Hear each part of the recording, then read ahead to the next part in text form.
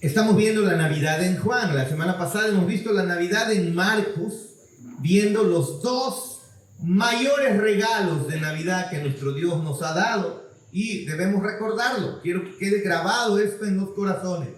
¿Cuáles son los mayores regalos que hemos recibido en esta, como los primeros regalos de Navidad?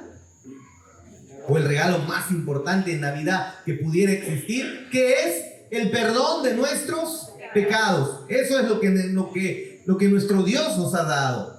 Y luego, no solamente el perdón de nuestros pecados, sino que el perdón de nuestros pecados trae algo grandioso también. No puedes recibir tú el segundo sin primero tener el primero. Primero, eres perdonado todos tus pecados. Y segundo, ese perdón te trae comunión con Dios. Dios tiene comunión contigo. Dios nos regala comunión con Él. Eso hemos visto en el Evangelio de Mateo la semana pasada, a través del anuncio del ángel a María, cuando le dijo: un niño, ¿no?, va a nacer, pero este niño es santo. Este niño llamará su nombre Emmanuel, que traducido es Dios con nosotros. Este salvará a su pueblo de sus pecados, perdonará los pecados de su pueblo.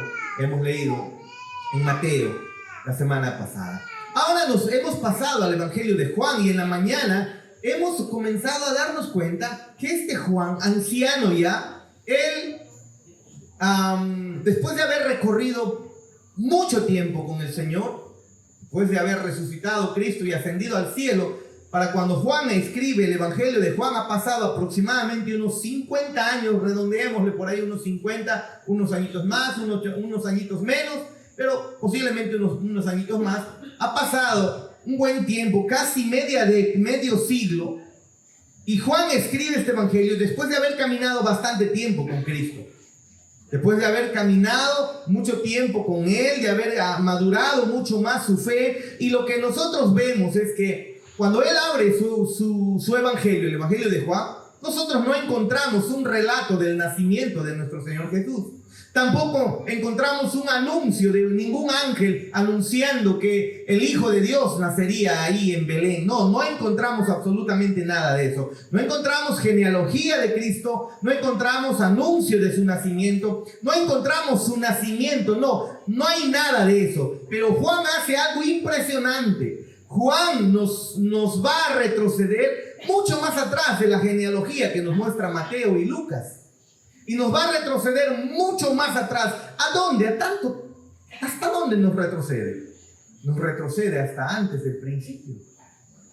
Juan capítulo 1, versículo 1. Lean ustedes ahí, fije su mirada. Dice: en el principio.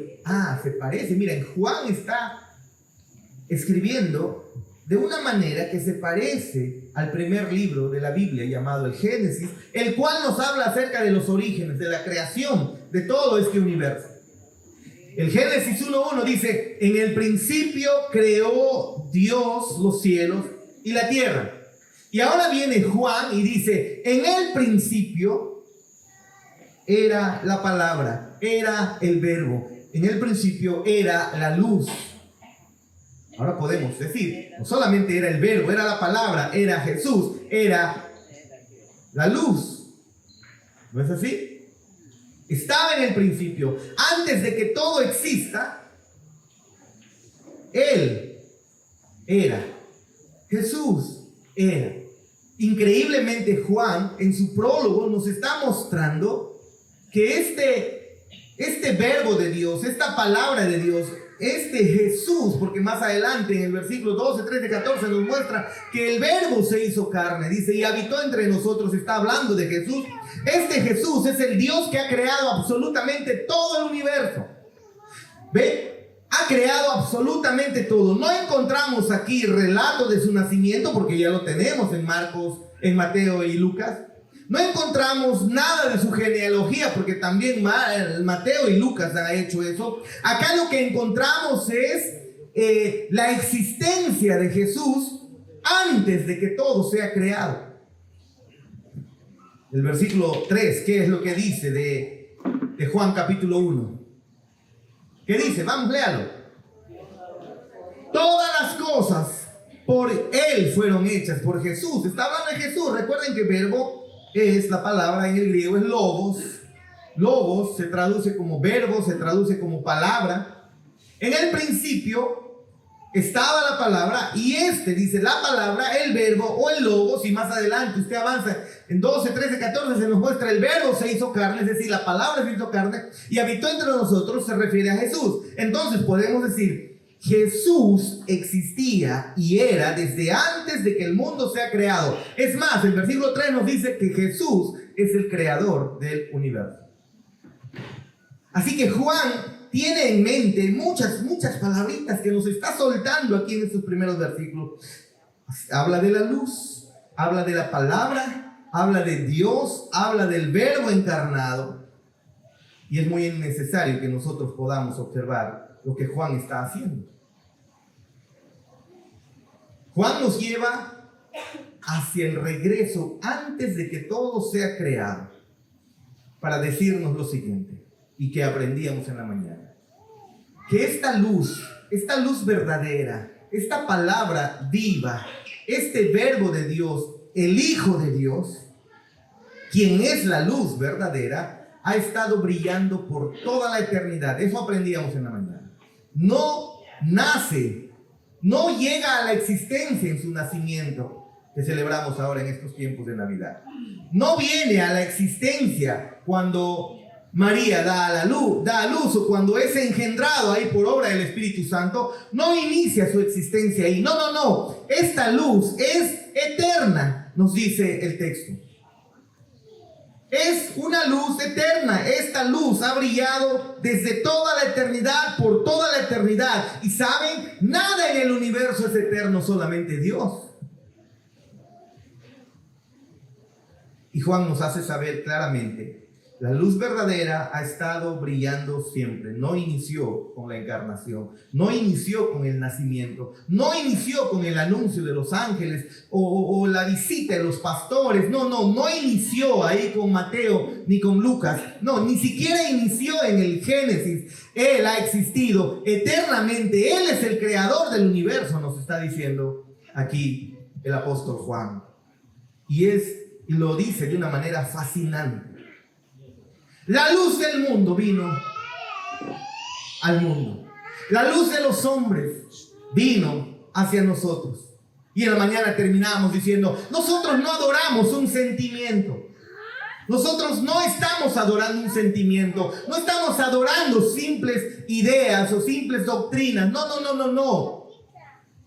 Ese bebé en el pesebre no era un bebé regordete, bonito, guapetón, lindo, una cosita tierna, adorable en los brazos de su padre, en los brazos de su madre. No era solamente un simple bebé. Ese bebé que estaba en los brazos de María era el mismísimo Dios eterno, el Dios creador del universo que se había encarnado. Eso decíamos en la mañana, eso recordábamos en la mañana. Es el mismísimo Dios que sostiene el universo en sus manos. Aquel que nació ahí en ese pesebre. Y eso es lo primero que Juan quiere que nosotros veamos. Que esta luz ha estado brillando por siempre.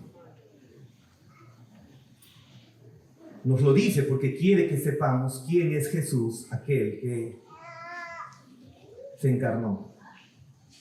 Lo segundo, y ahora sí, inicia el sermón. Lo segundo que Juan quiere que nosotros veamos, lo encontramos en el versículo 10. Juan 1, capítulo 10.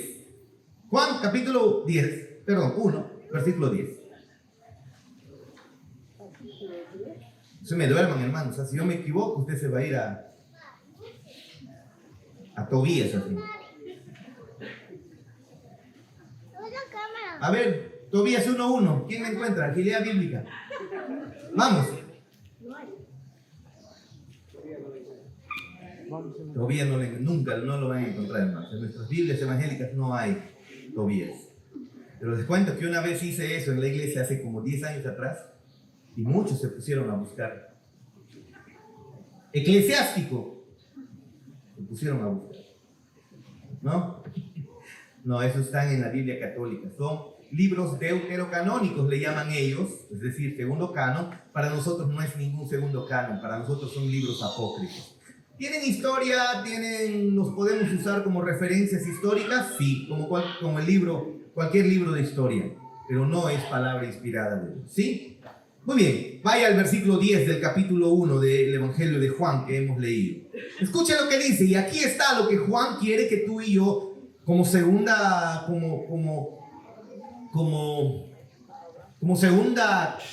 cosa que quiere que sepamos, es que en el mundo está hablando de Cristo, y el mundo fue por él hecho, pero el mundo no le conoció. A lo suyo vino, y los suyos no le recibieron. ¿Qué desea Juan? Que entendamos que esta luz ha existido siempre y es eterna, pero esta luz no siempre ha sido recibida. La luz no siempre ha sido recibida. Esta luz que ha estado brillando eternamente cuando se hizo hombre, cuando se materializó, cuando tomó forma de hombre, cuando tomó forma de creación, no fue recibida. Y eso es irónico, hermanos. Es completamente irónico. Imagínate que vaya David a su casa y en su casa lo reciban a pedradas y lo boten los que trabajan en su casa, o que se vaya al horno y del horno lo agarren a patadas, hermano. Acto siguiente los despide a todos, ¿sí o no? ¿No? Despedido todos. Y ahí va a haber cupo para muchos acá. Es irónico, ¿no? Que el creador del universo, el Dios eterno, el que sostiene todo en sus manos, aquel por quien todas las cosas fueron hechas, ¿no, Joshua? Él vino al mundo. Él vino a su creación, al mundo que Él hizo. ¿Y qué pasó? Había gente que no lo reconoció. Habían personas que no lo recibieron. Ahora, ¿le parece parecido a lo de ahora? ¿Cuánta gente en estos tiempos va a celebrar Navidad y lo único que están pensando es regalos, panetón, chocolate? Para ellos la celebración de Navidad es un motivo de gozo porque hay aguinaldo, por ejemplo. Los que tienen aguinaldo, creo que les dan un sueldo adicional, no sé, algo así. O las ventas aumentan, pues. Y aparte, panetón y chocolate, hermanos, a mí me encanta el chocolate navideño. Me encanta el chocolate navideño, ¿verdad? No se olvida tomar este chocolate. Pero para muchos la Navidad es eso, nada más: panetón, chocolate y fiestas y luces y nada más. Estamos habitando en un tiempo en el que no es tan diferente a los tiempos cuando Cristo se encarnó. Miren, hermanos, estamos en un tiempo en donde conocemos muchísimo más acerca del universo que lo que conocieron en el pasado las personas. La humanidad en el pasado no conoció tanto el universo como ahora se conoce, se ha explorado, y de lo que se ha explorado ha arrojado muchísima información, hermosa información. Se conoce mucho más del universo en estos tiempos. Por ejemplo, tenemos una idea de la magnitud del universo, tenemos una idea superior a lo que tenía en el pasado acerca de la complejidad del universo.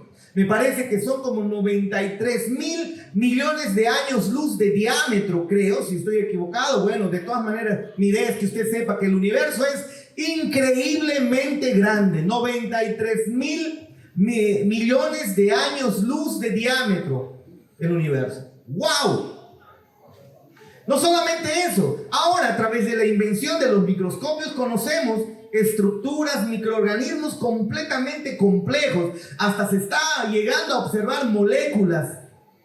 Sabemos de la existencia de átomos, sabemos de la existencia de partículas subatómicas. Toda la química y la física está basada en base a los descubrimientos que la ciencia ha hecho en las últimas décadas o en este último siglo, hermano. Y sabiendo todas esas cosas, sabiendo de lo hermoso, de la complejidad, de las características maravillosas que tiene todo lo que existe, únicas, que nos llevan a pensar en un diseño inteligente, en un creador detrás. A pesar de eso, hermanos, hay tanta gente que dice no hay Dios. Miran la complejidad del universo, miran la magnitud de todo lo que existe y dicen, no, esto vino por casualidad, esto se hizo a sí mismo, siempre ha existido, aquí no hay ningún creador, y si antes no existió, pues apareció solito de la nada, dicen las personas, muchos. Pero Juan, el apóstol Juan, lo entendió hace 2000 años. Y Juan dice, el mundo fue hecho por medio de esta luz verdadera. El mundo fue hecho a través del verbo o la palabra de Dios. Pero el mundo no lo conocieron. El mundo lo rechazó. Y Juan describe esto diciendo, a los suyos vino, versículo 11, pero los suyos no le recibieron. Como les dije, estoy seguro que para todos sería extraño que cuando David vaya al horno, lo boten a patadas y no lo reciben. Pues curioso, increíble, irónico, eso pasó con Cristo. Vino a aquellos a quien Él les dio vida, y a quienes Él dio vida, a quienes Él les dio vida, estos no le recibieron. Increíblemente, cuando el pueblo judío había estado esperando por siglos y por siglos, estaban esperando y anhelando la venida del Mesías. Hermanos, todo el Antiguo Testamento está anunciado. Vendría el Mesías, vendría el Salvador del mundo, y los judíos estaban esperando ansiosamente que realmente venga. Y cuando Cristo vino, no lo recibieron, no lo reconocieron. No lo reconocieron. ¿Quiénes no lo reconocieron? Personas que tenían el Antiguo Testamento como motivo de estudio, por ejemplo. Personas religiosas no lo conocieron. Personas que oraban, cantaban, levantaban sus manos, personas que ayunaban, personas religiosas no lo entendieron.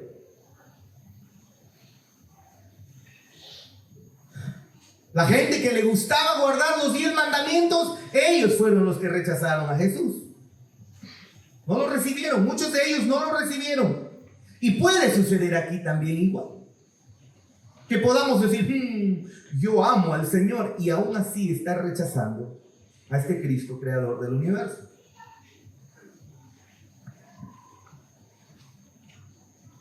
Y entonces viene la frase explicativa, ¿no?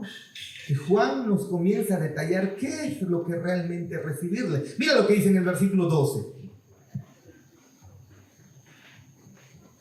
Recuerden, gente religiosa, gente muy conocedora del Antiguo Testamento, no recibió a Jesús.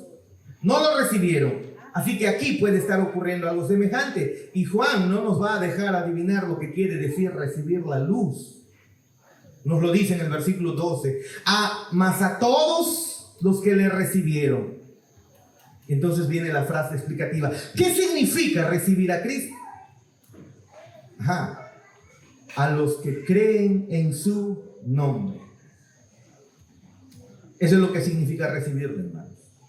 Recibir a Cristo es creer quién es Él. Recibir a Cristo es creer en su nombre, creer quién es Él, confiar en Él, poner nuestra fe completamente en Él para poder acercarnos a Dios, creer fielmente, firmemente, con todo tu corazón, creer que Él murió en la cruz por tus pecados, siendo el mismísimo creador del universo. Eso es recibirle, eso es creer en Él. Si tú no crees eso, tú todavía no lo has recibido.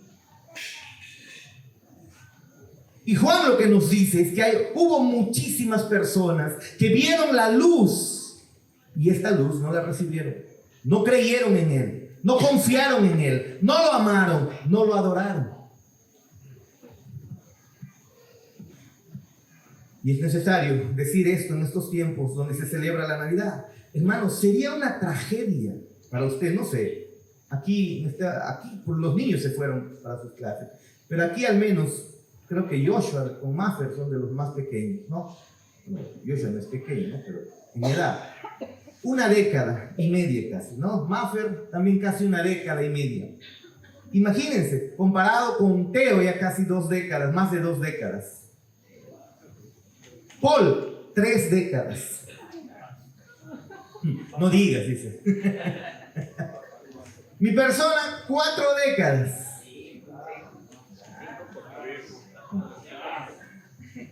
A ver. El hermano Manuel, 5 décadas.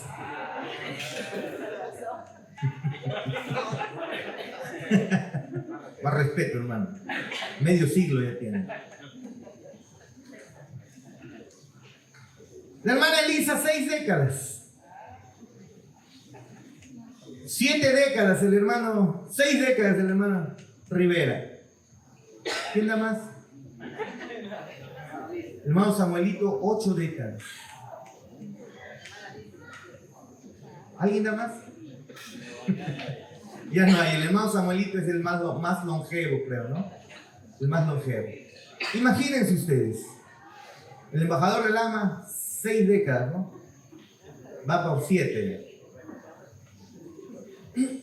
Hermanos, sería una tragedia terrible haber pasado décadas celebrando la Navidad sin haber recibido a Cristo. Una tragedia cósmica. Haber pasado 80 años, 70 años, 50 años, 40 años, 30 años celebrando Navidad, porque si usted tiene, el hermano Samuel tiene 80, 82 años, son 82 Navidades, de los que se acuerda serán 78, 76 Navidades que seguramente él se acuerda que ya tenía conciencia. Celebrar 20, 30, 40, 50 Navidades sin haber recibido a Cristo es una de las peores tragedias que puede existir. Sin haber creído en este Jesús de quien Juan está hablando, sin haber puesto nunca nuestra esperanza, nuestra confianza en Él, sin haber creído jamás en su nombre, es de las peores tragedias que puedan existir, o la peor tragedia que puede existir. Y Juan lo que nos está diciendo a través de estos primeros versículos en Juan es: ¡Ey! Ustedes no salgan aquí de este auditorio sin haberlo recibido. Tienen que recibirlo, no rechazarlo. Porque este Dios, creador del universo, se hizo hombre. Pero escucha, creó el universo, es tu creador. Y si Dios te diera incluso llegar a 100, se celebra, ¿no? Un familiar mío pasó los 120 años, ¿no? 121, 122, no sé si seguirá vivo todavía. Vive en Cháquila. Ustedes deben haberlo escuchado, ha salido incluso el reportaje. Más de 123, 24 años creo que, hermanos. Pero qué tragedia que el Señor nos conceda tantos años y celebrar tantas veces Navidad sin incluso tener abundantes visitas en casa, familiares que vienen y traen regalos, y no recibir a Cristo, y no haber recibido a Cristo, sin conocer a Cristo. ¡Qué tragedia terrible! Porque al final de cuentas, hermanos, al final de todos los tiempos, al final de tu vida en este mundo, al final de todo, se van a dividir las personas solo en 2 tipos. Entre aquellos que le recibieron y creyeron en Él y aquellos que lo rechazaron. Solamente se divide en 2 tipos. Entre los que creyeron en Cristo como lo que realmente dice su palabra que es. Su palabra dice esto y yo lo creo y usted lo cree fielmente. Eso es un grupo contra aquellos, o el otro lado, aquellos que se burlaron y dijeron: esto es una payasada. Esto es fanatismo. Había muchísimas personas, y Juan nos está advirtiendo eso aquí, había muchísimas personas que no vieron a Jesús como lo que es, a pesar de estar viendo. Lo vieron, pero no lo vieron. Caminaron con Jesús, pero no creyeron en Jesús. Y Juan nos está diciendo hoy mismo, no se cuenten ustedes entre ellos. Créanle, confíen en Él. Él es la luz del mundo. Qué tragedia pasar un año más y haber logrado cosas impresionantes. Haber obtenido cosas impresionantes. Haber crecido tal vez en la sociedad y no haber creído en Cristo. Juan nos quiere advertir, tú no seas de ellos. No lo seas. El mundo te puede aplaudir, el mundo te puede celebrar, pero es una tragedia que tú sigas respirando sin conocer a Cristo. Y Juan quiere que eso cambie. Juan quiere que eso sea cambiado en tu vida hoy mismo. Así que vean ustedes, Juan nos está mostrando la luz. Esta luz ha existido eternamente. Esta luz es Dios. Esta luz ha creado el universo. Pero esta luz se hizo hombre y el mundo lo rechazó. ¿Eres tú de los que rechaza a Cristo? ¿Eres tú de aquellos que se burlan de quién es Él? ¿Eres tú de los que creen que, por ejemplo, hacer una celebración navideña es algo intrascendente? ¿O eres de los que entiende es el creador del universo y queremos cantarle, queremos adorarle? Y por eso incluso venimos los domingos. Y por eso es que incluso nos acercamos a su palabra. Y por eso es que respiramos, porque queremos vivir para Él. Juan nos dice, confíen en Cristo, no sean de los que lo rechazan. No es que es más en tragedia si no lo conoces. Clama a Él. Cree. ¿Qué debes creer? Que es el Hijo de Dios. Pastor, yo lo sé, ¿ok? Pero que fue entregado en una cruz por tus pecados. Pastor, yo sé eso, ¿ok? Te hago otra pregunta. Entonces, tu mayor necesidad ha sido y es que Él te haya perdonado. ¿Entiendes que esa es tu mayor necesidad? ¿Entiendes que si Dios no te perdona, tú estás completamente perdido? No te vayas de aquí sin haber meditado en Él. Y lo tercero y lo último que el apóstol Juan quiere que tú y yo sepamos en estas pequeñas o en estos primeros versículos de su evangelio. Lo primero, que la luz siempre ha estado brillando. Cristo es eterno, ha existido siempre. Pero esta luz no siempre ha sido recibida. A Cristo lo rechazaron. Pero algo más quiere el apóstol Juan que nosotros veamos en estos pasajes. Juan quiere que veamos que la luz vino, esta luz eterna, esta luz que existió, esta luz que creó el universo, vino y lo fue rechazado, pero que saben que cuando vino para habitar entre nosotros. Hermanos, eso es increíble. Eso estremece el cuerpo. El Dios creador del universo, del cual se habló en el curso de creacionismo, muchos yo sé, he conversado con algunos hermanos, han quedado impresionados y cada vez más afianzados de su fe en este Dios creador del universo. Han podido observar las evidencias científicas incluso que apuntan al diseño inteligente, que apuntan a un Dios creador con una sabiduría infinita, una sabiduría increíble, con una omnipotencia maravillosa, única de Él. Nadie más es omnipotente. Él ha creado todo esto y entonces han quedado pasmados, han quedado anonadados, han quedado asombrados de este Dios creador. Pero hermanos, miren ustedes, este Dios creador del universo vino y habitó entre nosotros. ¡Wow! ¡Wow! Creo que aquí como iglesia, bueno, yo siento una particular alegría de haber recibido acá en la iglesia al pastor Barnes. ¿No se acuerda del pastor Barnes? Una celebridad en realidad en estos tiempos entre aquellos que predican y pregonan la sana doctrina en el Perú. Él es uno de los hombres más importantes en la predicación del evangelio. Usted sabe, él es el rector de Centros Teológicos Bautistas, un hombre maravilloso de quien hay muchísimo que aprender. Pero hermanos, ha estado entre nosotros y nos gozamos, ¿no? Cuando fue a Lima, alguien me habló de Barnes. Sí, hay un pastor Barnes. Así nosotros lo tuvimos en la iglesia. Oh, sí, me dijo. Sí. Es más, dormí en mi casa. Toda una semana dormí en mi casa. Te cuento si ronca o no ronca. Lo tuve en mi casa. Y después, al director de respuestas en Génesis para Latinoamérica, ¿no? Joe Owen, lo tuvimos acá en la iglesia. ¿Se acuerdan ustedes? Usted lo ve ahora en conferencias predicando con Miguel Núñez, lo ve andando y predicando con Otto Sánchez, con Sugel Michelén, un hombre muy importante. Le escribí la vez pasada y yo dije, no me va a responder. Me respondió felizmente. Yo le dije, hay unos hermanos ahí de Tierra Vieja que están molestando. Ya voy a irme. Ahí vamos. Pero nos gozamos de que Él haya venido acá. Nos gozamos de que haya estado acá entre nosotros.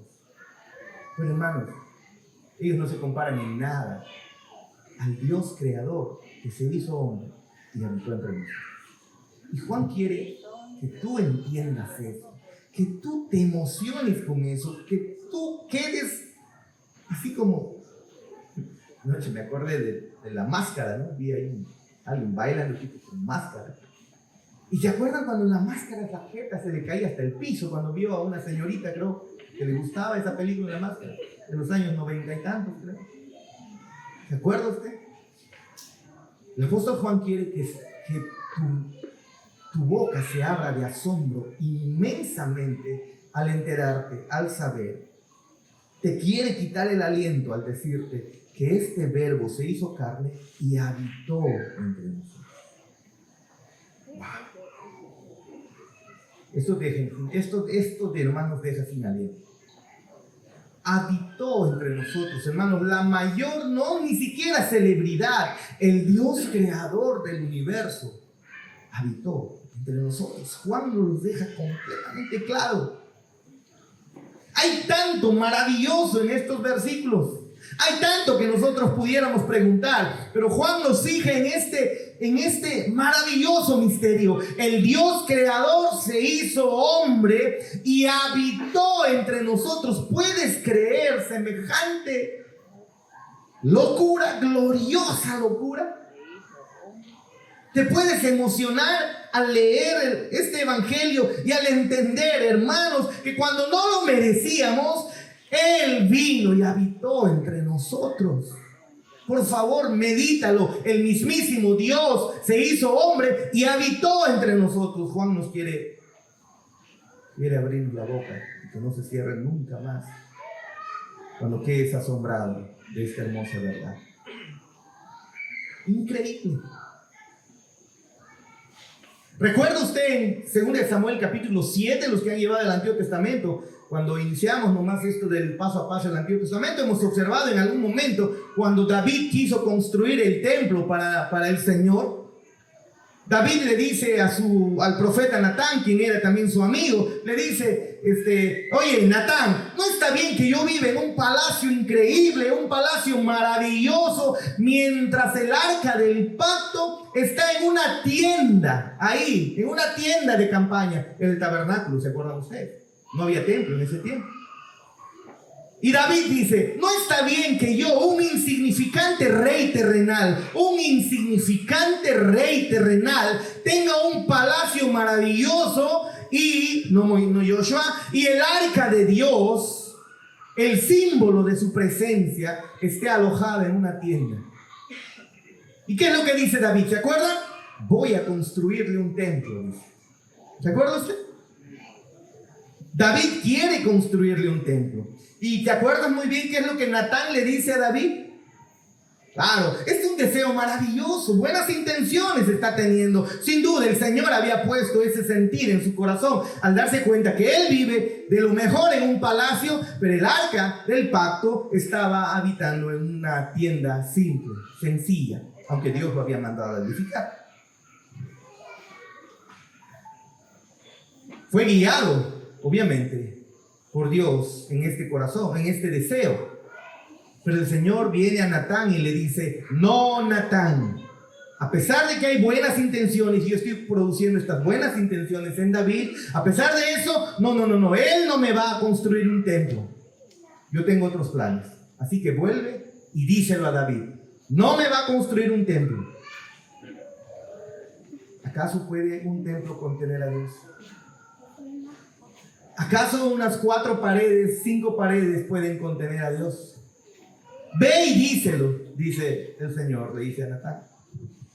Pero cuando el Señor se lo dice, lo que dice es hermoso, usted debe recordar. Él le dice: David, tú no me vas a construir una casa, yo te voy a construir una casa.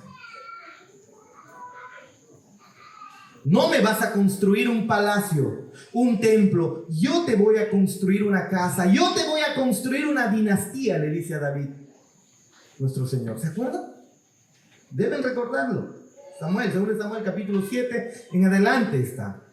Ahora, este es un hermoso juego de palabras, pero luego el Señor explica y le dice a David: David, durante todo el tiempo que mi pueblo habitó en tiendas en el desierto, ¿alguna vez les pedí que ustedes me construyan un templo? Yo les he pedido que hagan eso. Y por supuesto, la respuesta ahí es no. Dios no había pedido que se le construya absolutamente nada. Porque cuando el pueblo del Señor estaba en el desierto, en tiendas de campaña, ¿dónde es que se manifestaba la presencia de Dios? ¿Se acuerdan ustedes? En una tienda, en el tabernáculo. Una tienda elaborada, en una tienda diseñada por Dios mismo. No era la gran cosa, era una tienda, no tenía cemento, no tenía estructuras, no tenía muros, pero era una tienda que Dios había ordenado a Moisés que lo construya, una tienda equipada. Ahí estaba el arca del pacto adelante, usted sabe, tenía el lugar, el atrio, el lugar santo, el lugar santísimo, usted recuerda eso. Pero Dios estaba habitando en una tienda en medio del pueblo, y que cuando el pueblo se movía, ellos tenían que levantar esa tienda y transportar el arca. Y cuando llegaban a cierto lugar, acampaban, y entonces una vez más se levantaba el tabernáculo, esta tienda donde dentro estaba la presencia de Dios, pero estaba en medio del pueblo. Es decir, la presencia de Dios estaba caminando con el pueblo. ¿Se acuerdan ustedes? Así que cuando Jesús vino luego y habitó entre nosotros en una tienda, vino a morar a nuestra tienda, vino y habitó entre nosotros, estaba haciendo exactamente lo que su padre siempre había hecho al morar en el arca con su pueblo. Pero hizo algo absolutamente extraordinario nuestro Señor Jesús. No solamente habitó entre nosotros, sino que habitó y habita dentro.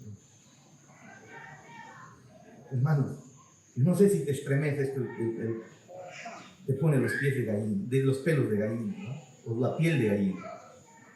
Porque este creador del universo, con toda su omnipotencia, que fue rechazado por muchos, por gracia tú no lo rechazaste. Y ahora no habita cerca tuyo. Dice que hizo su tienda de campaña o su tienda de morada, lo hizo ahora dentro de nosotros. ¡Wow! Habitó y habita en nosotros. La palabra de Dios se hizo carne. La luz viva de Dios vivió entre nosotros. Y dentro de nosotros, dentro de nuestra piel. Eso es lo que está asombrando increíblemente a Juan, hermano. El apóstol Juan está completamente impresionado de esta realidad, de esta verdad. Eso está dando la vuelta en su mente. Dice, este Dios del universo no solamente caminó entre nosotros, habitó entre nosotros, sino que ahora vive dentro de nosotros. Vive dentro de ti, vive dentro de mí, si realmente has creído en Él. Ahora entenderá por qué Juan está conmocionado. Seguramente al escribir esto, tal vez hasta está temblando al tener esta información. Vive dentro de mí, mora dentro de mí.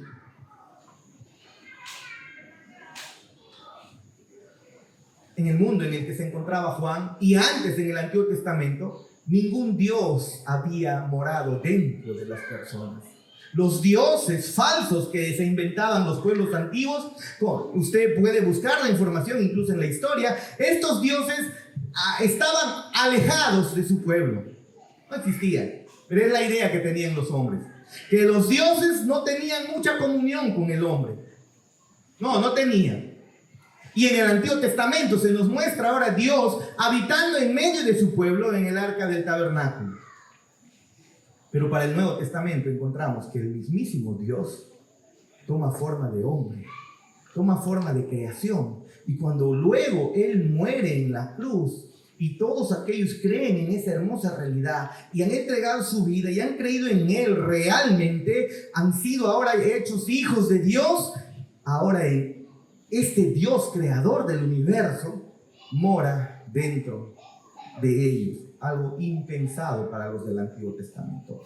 Algo completamente impensado para los pueblos en la antigüedad. Que haya un Dios que no solamente venga hacia nosotros y nos atienda en nuestras necesidades, sino que este Dios no solamente camine con nosotros, sino que este Dios mora en nuestra piel, mora dentro de nosotros. Juan está, me imagino, temblando al escribir estas hermosas realidades.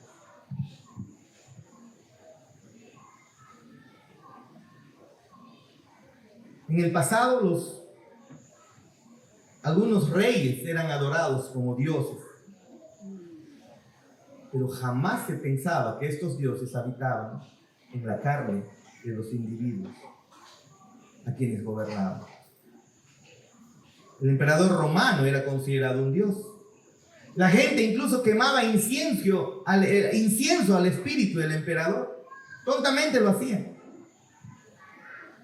Y entonces las personas judías, las buenas personas judías, seguramente habían pasado su tiempo diciendo: las personas no se convierten en dioses. Solo hay un Dios, y eso es cierto. Solo hay un Dios que debe ser adorado, y las personas no se convierten en dioses, estaban diciendo los del Antiguo Testamento. Y ahora viene Juan y les dice: sí, eso es verdad, las personas no se convierten en dioses, pero el Dios del universo se hizo hombre, y después de morir en una cruz, derramando su sangre por tus pecados, si tú lo crees, ahora pasa a vivir dentro de ti.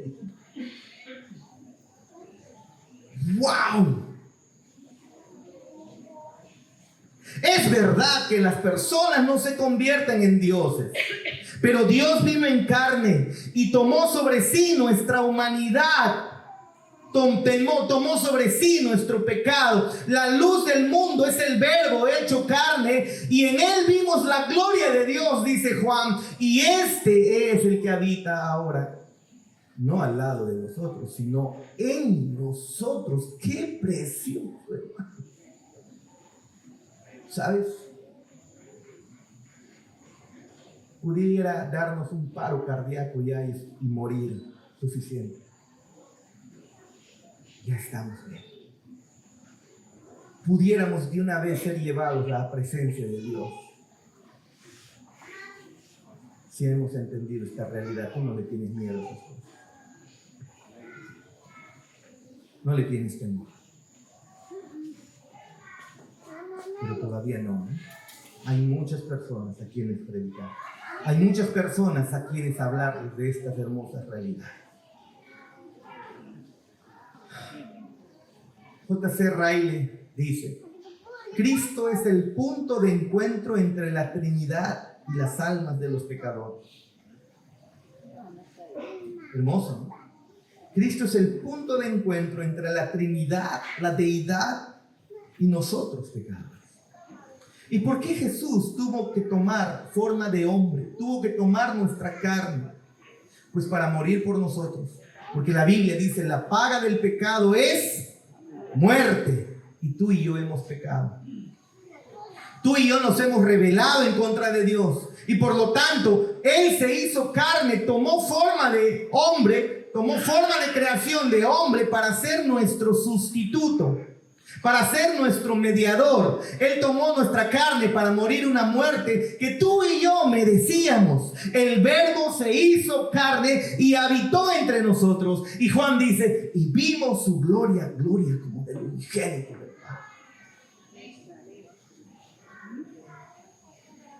Juan quiere que usted quede atrapado en estas verdades. Juan quiere que usted quede embelesado en estas realidades, quede maravillado de estas verdades y entonces usted responda en adoración a Dios.